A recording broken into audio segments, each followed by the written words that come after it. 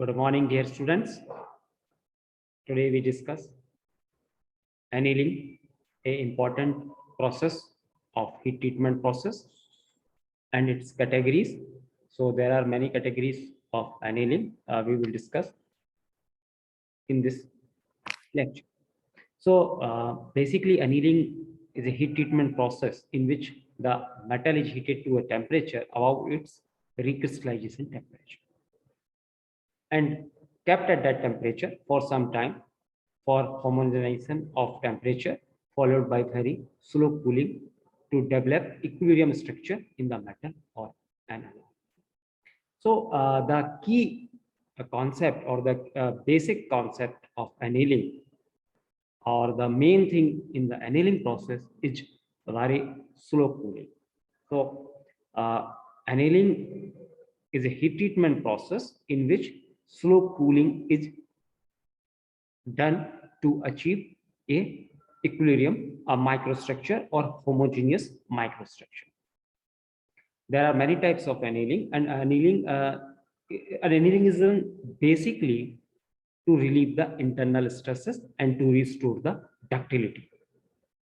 Because some cold working process are there like rolling or some cold forging, they impart or they induce some stresses, and that stresses are stored in the metallic material in the form of energy, and that energy, when material is subjected to again deformation, that plays a detrimental role and restores the detrimental to the ductility.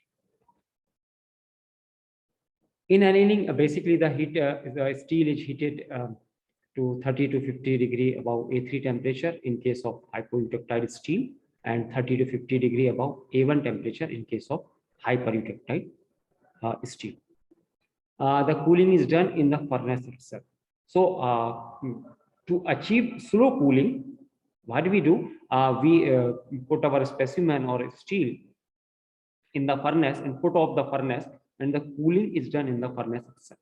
So this is how we can achieve the slow cooling. We are not putting out our sample or specimen from the furnace after completion of the heat treatment. We put it there and cooling down very slowly. So that can be achieved because of we are cooling in the furnace itself. So by the time the furnace cools, the specimen also cools. So the basic aims of annealing or the objectives of the annealings are: first is the increased ductility. After annealing, the stresses are relieved, so it will impart the ductility to the material. Reduce hardness. There is some reduction of hardness because of the increase in ductility. So some hardness is sacrificed to improve the ductility. Improving formability. The formability is increased because of the removal of the internal stresses. The material and the metals are formed very easily.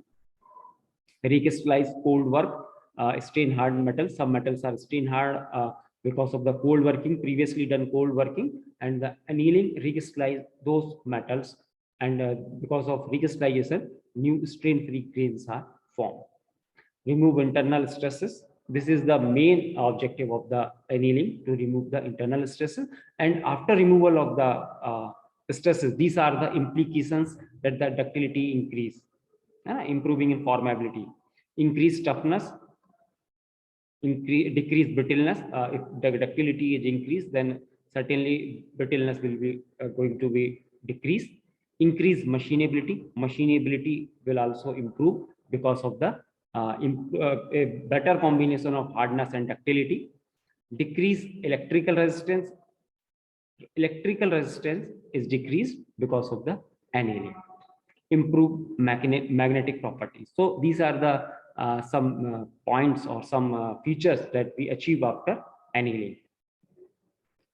Types of annealing: full annealing, stress relief annealing, process annealing, and spheroidizing annealing. So in full annealing, we subject the steel to full annealing, and we the objective are multifaceted, just like to relieve the stress, restore the ductility, improve the workability. So it is the full process, and sometimes we don't want to restore the ductility, we just want to relieve the internal stresses. Then we go for stress relief annealing, in which only stresses are removed and other features such as microstructural change cannot take place.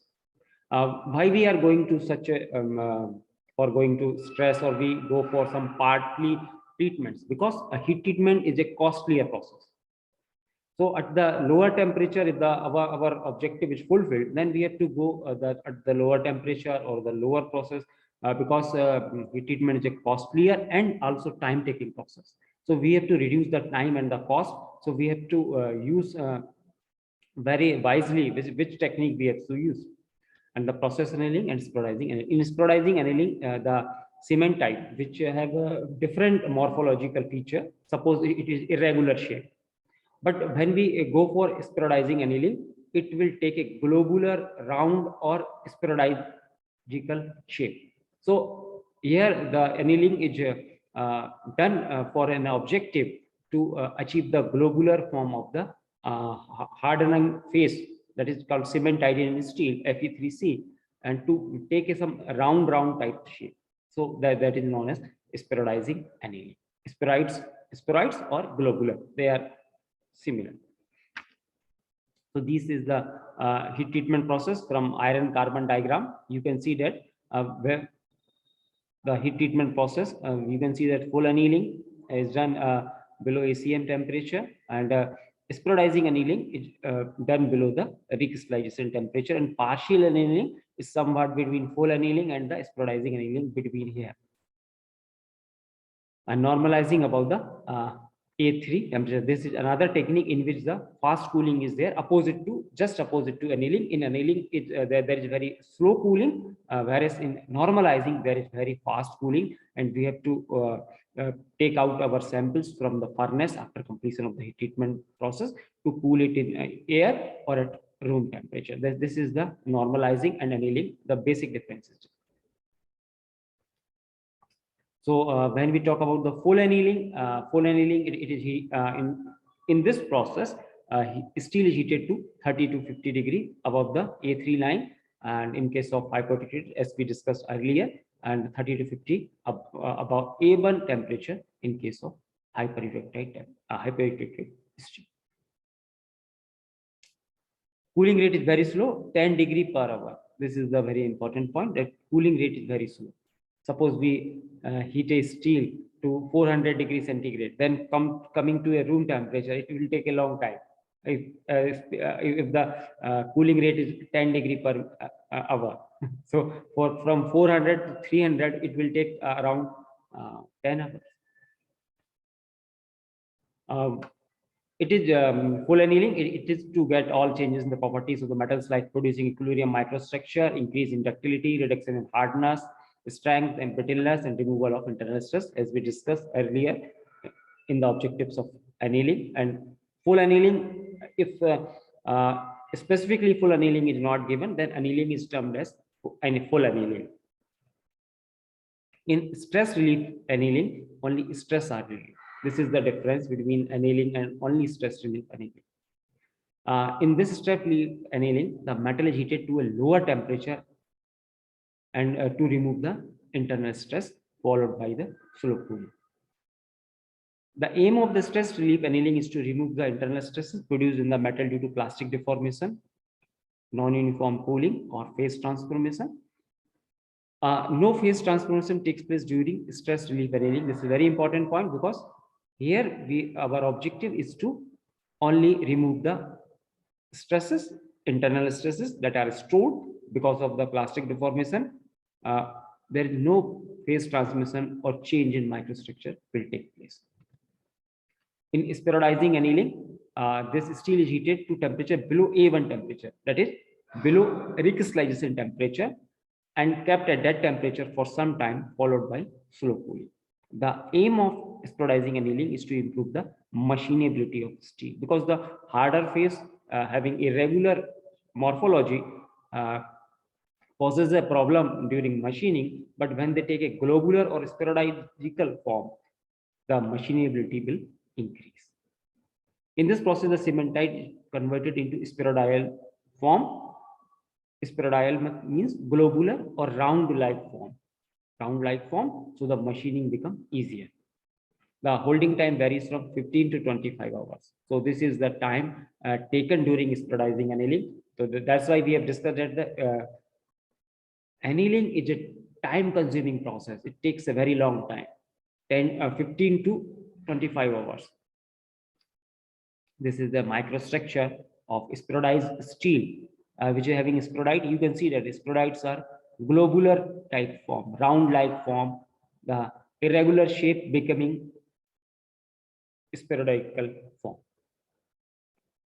In process annealing, the cold work metal is heated about recrystallization temperature, kept for some time, followed by slow cooling. This is process annealing, and the aim of process annealing is to restore the ductility of the cold work metal. So the after crystallization, the deformed crystals are converted into the strain-free crystals. Thank you.